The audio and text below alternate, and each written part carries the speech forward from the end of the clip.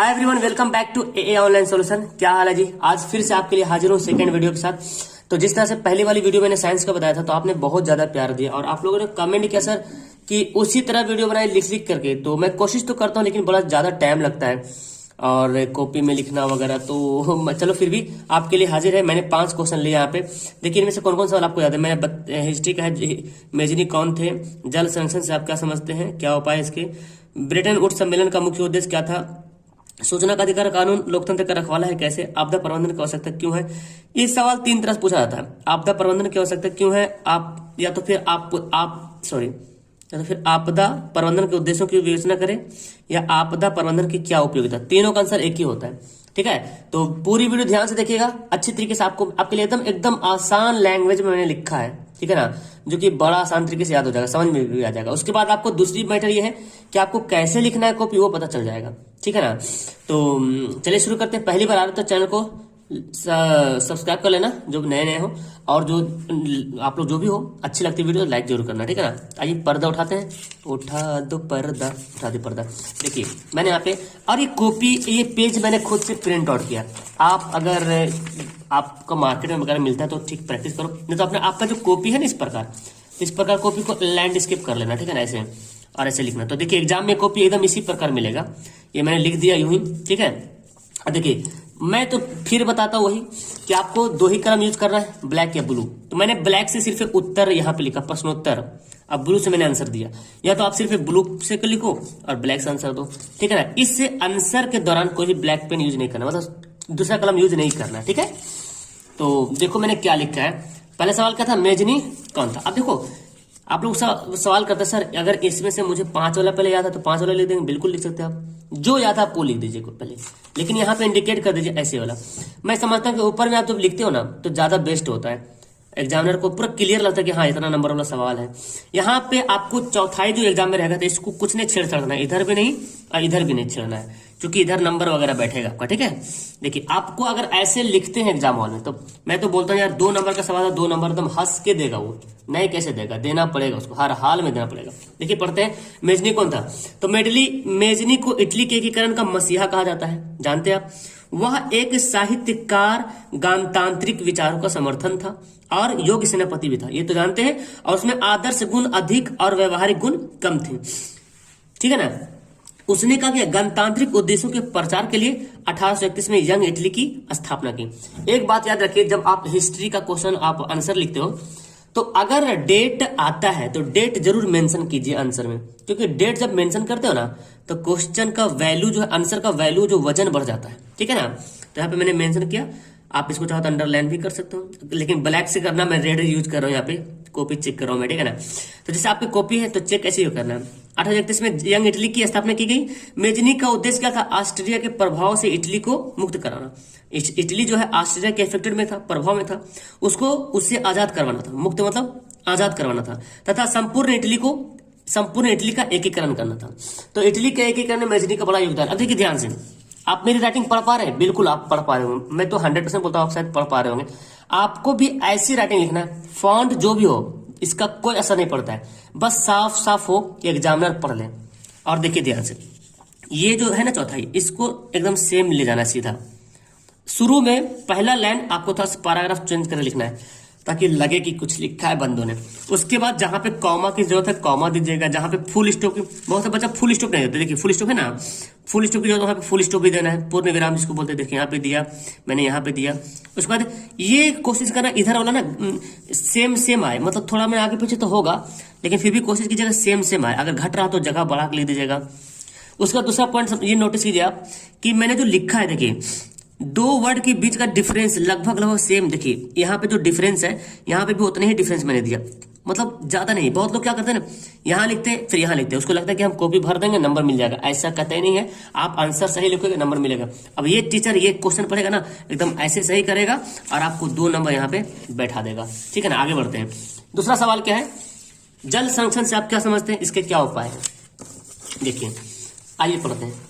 Second वाला, जल एक अमूल्य प्राकृतिक संसाधन है, बिल्कुल अनोखा बोल सकते हैं, अमूल्य बोल सकते हैं। तो ये नॉर्मल सा वर्ड है, कोई भारी नहीं।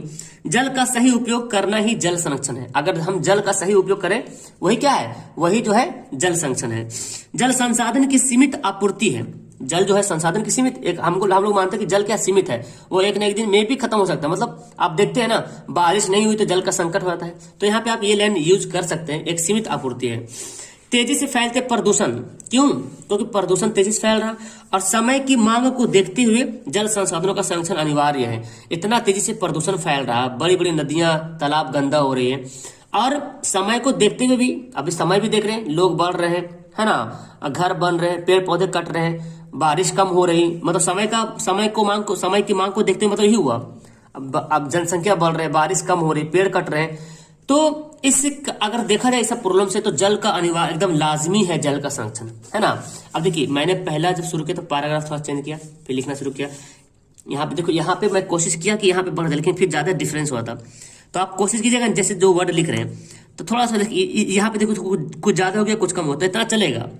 हमको यहाँ पे बराबर करना, तो थोड़ा सा मेरे आगे आगे, थोड़ा यहाँ पे आगे पीछे होगा, लेकिन ज्यादा मत। अब यहाँ लिखिएगा, यहाँ छोड़ के यहाँ से मत कर रहिएगा।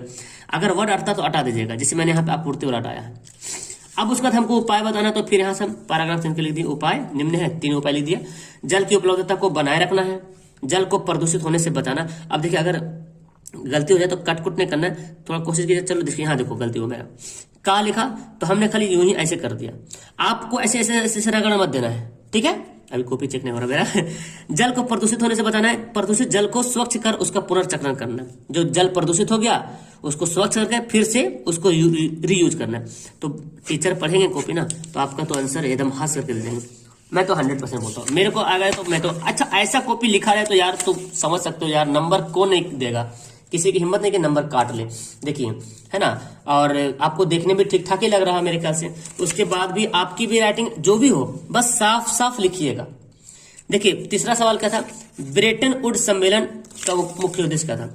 ब्रेटन वुड सम्मेलन का मुख्य उद्देश्य था अंतर्राष्ट्रीय स्तर पर आर्थिक सहयोग एवं स्थिरता कायम रखना। मतलब इंटरनेशनल लेवल पर जो है आर्थिक, मतलब पैसों का हेल्प हो एक दूसरे देश से, और स्थिरता कायम रखना मतलब बैलेंस बनाए रखना, जिसके कारण विश्व स्तर पर शांति बरकरार रहे। अब जाहिर सी बात, ब्रेटन वुड सम्मेलन इसलिए हुआ था क्योंकि इंटरनेशनल लेवल पे जो बड़े बड़े देश है, या इंटरनेशनल लेवल मतलब हर एक देश का एक सम्मेलन हो मिल करके, और इस सम्मेलन में बहुत सारे देश ने हिस्सा लिया। तो इसमें हुआ का आर्थिक सहयोग हो, अगर उस ग्रुप में से किसी देश को आर्थिक प्रॉब्लम है, पैसा जो है, तो वो हेल्प करेगा। तो इससे क्या होगा, स्थिरता कायम रहेगा। अब जिसके कारण क्या होगा, विश्व स्तर पर शांति। अब भाई साहब, एक ग्रुप में मान लीजिए ब्रेटन वुड सम्मेलन में मान लीजिए 10 गो सदस्य है देश, तो 10 सदस्य जब सदस्य बन गए तो वो 10 में तो पक्का है कि कोई तफरका पैदा नहीं होगा, शांति बरकरार रहेगा, है ना। अब देखो, इस मौद्रिक एवं वित्तीय सम्मेलन के आधार पर जो इस सम्मेलन हुआ था, ब्रेटन वुड सम्मेलन हुआ था, ये कैसा सम्मेलन था, मौद्रिक मतलब पैसा टपका था, और वित्तीय सम्मेलन एक इकोनॉमिकली, ठीक है ना, आधार पर जो है अंतर्राष्ट्रीय मुद्रा कोष, इंटरनेशनल मॉनेटरी फंड, अंतर्राष्ट्रीय मुद्रा कोष और विश्व बैंक की स्थापना हुई। तो अंतर्राष्ट्रीय मुद्रा कोष है जो वर्ल्ड लेवल पे है, ठीक है ना, और वर्ल्ड बैंक भी है, इसकी स्थापना इसी के आधार पर हुई। यह सम्मेलन का हुआ था 1944 में अमेरिका के न्यू हैम्पशायर नामक स्थान पर आयोजित हुआ था। ये डेट बहुत ज्यादा काफी इंपॉर्टेंट था, ठीक है ना। आप लिखोगे, अरे टीचर तो इतना पढ़ेगा भी नहीं, आपको देखा अच्छा ब्रेटन लगाओ, खटाखट लगाओ, 2 नंबर मिल जाएगा, ठीक है ना। मैं बता रहा हूँ, 100% बता रहा हूँ, इतना कोई पढ़ता नहीं है, तो मैं तो समझा रहा हूँ। सूचना का अधिकार कानून का रखवाला है कैसे, देखिए, है ना, सूचना का अधिकार कानून का रखवाला कैसे है। देखिए, यह हकीकत है कि सूचना का अधिकार कानून लोकतंत्र का रखवाला है। मैंने यहाँ पे डाला खुद से लाइन, यह हकीकत, ये सच्चाई है कि सूचना का अधिकार जो कानून है लोकतंत्र का रखवाला है। क्यों? क्योंकि यह लोगों को जानकार बनाता है। जब लोग, है ना, लोग जानता है ऐसा काम करते हैं, ये काम करते हैं, मेरे खिलाफ ये गलत हो गया, तो लोग जानकार बनता है। भ्रष्टाचार पर अंकुश लगाता है कि कोई भ्रष्टाचार नहीं करेगा, है ना, अंकुश उस पर रोक लगाता है। नहीं तो उसको डर है ना कि कोई अगर राइट टू इन्फॉर्मेशन कर देगा तो भाई उसको बड़ी भारी मुसीबत झेलना पड़ेगा। यह लोकतंत्र के रखवाले के तौर पर सक्रिय रहने की प्रेरणा देता है कि लोकतंत्र का हम रखवाला करें, हम भ्रष्टाचार नहीं फैलाएं, है ना। तो इस तरह से क्या करता है, सक्रिय रहने की प्रेरणा, एक्टिव मतलब, सक्रिय मतलब एक्टिव। यह कानून लोकतंत्र को मजबूत बनाता है, लोकतंत्र भी मजबूत बनता है ना। राजनीतिक दल इससे शिक्षा ग्रहण करते भाई साहब, राजनीतिक दल भी चाहता है कि अगर हम गड़बड़ करेंगे तो जनता हमको छोड़ेगी नहीं, क्योंकि उसके पास एक बड़का कानून है, सूचना का अधिकार कानून, है ना। तो ये वाला भी हमारा हो गया का सही, 2 नंबर मिल गया। अब एक सवाल मैंने यहाँ पे ले लिया, है ना। अब देखिए ये सवाल ये काफी इंपोर्टेंट है। सवाल क्या था, आपदा प्रबंधन की क्या आवश्यकता क्यों है। देखिए आपदा कोई भी हो, प्रबंधन अनिवार्य। कोई भी आपदा, कोई भी मुसीबत हो, जरूरी उसका प्रबंधन मतलब मैनेजमेंट जरूरी है। आपदा से ना सिर्फ विकास कार्य रुकता है, अवरुद्ध होता है या रुकता है, बल्कि विकास कार्य में कई बाधाएं भी उत्पन्न हो जाती हैं। सिर्फ विकास काम रुकता नहीं है, बल्कि बहुत सारे बाधाएं उत्पन्न हो जाती हैं। हालांकि राष्ट्रीय स्तर तथा राज्य स्तर पर प्रबंधन की व्यवस्था भी की गई है ना। इंटरनेशनल लेवल पर और स्टेट लेवल भी बहुत सारे मैनेजमेंट भी की गई है। जैसे अगर एग्जांपल लिखें, अगर सुखाड़ प्रबंधन हो आगे, अगर मान सुखाड़ आ गया, पानी की कमी हो जा रहा, तो सुखाड़ प्रबंधन के लिए आम लोगों के सहयोग से सामूहिक प्रयास से ही कुएं खुदाई की जा सकती है कि नहीं। अगर सुखाड़ आ जा रहा तो सुखाड़ से बचने के लिए लोग क्या कर सकते हैं, लोग 10 लोग मिल करके जमा होकर के कुआं खोद सकते हैं। या तो अगर भूकंप प्रबंधन आ गया, भूकंप प्रबंधन करना है, तो भूकंप को मैनेजमेंट करना है, तो क्या कर सकते हैं, नए तकनीकी के आधार पर भवन निर्माण किया जा सकता है ना। लोग अगर भूकंप से प्रबंधन करना है, मैनेजमेंट करना है, तो नए नए तकनीक जो आ रहा है उसके आधार पर भवन का निर्माण कर सकते हैं। तो इसका भी मैंने सही कर दिया, 2 नंबर आपको मिल जाएगा। ओके, तो आई थिंक आपको बहुत अच्छी तरीके से ये समझ में आ गया होगा, आपको मजा भी आएगा, याद भी हो गया होगा, है ना जी। तो मैंने तो बहुत कोशिश की आपको ये सवाल बताने के लिए अच्छी तरीके से। चलिए ये आपका क्वेश्चन, ये होमवर्क रहा।